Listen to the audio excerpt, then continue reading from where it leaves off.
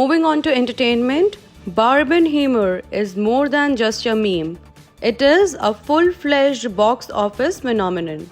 Over the weekend, moviegoers in North America turned out to force in for Greta Gerwig's neon-coated fantasy comedy Barbie, which smashed expectations with $155 million to land the biggest debut of the year.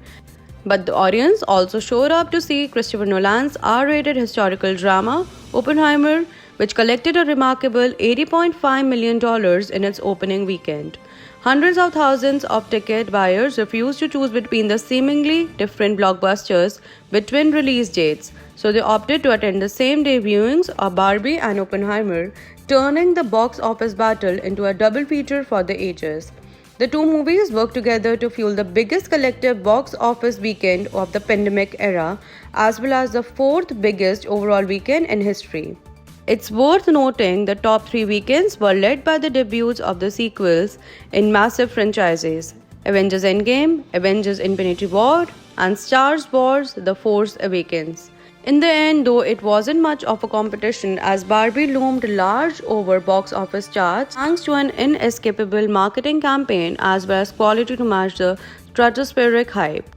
The $145 million budgeted movie, backed by Warner Bros. And toy maker Mattel, dominated the zeitgeist in the weeks leading up to its debut to a degree that's rare for original fares. Audiences and critics dug the film, which landed an A on CinemaScore and scored a whopping 90% on Rotten Tomatoes.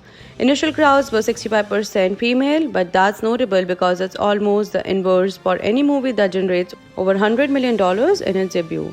Among its many records, Barbie also scored the biggest opening weekend ever for a film directed by a woman, Captain Marvel, which was co-directed by Anna Boden, and Ryan Fleck previously held the title with $153 million in 2019. Wonder Woman, from filmmaker Patty Jenkins, stood as the record holder for a movie solely directed by a woman with $103 million in 2017.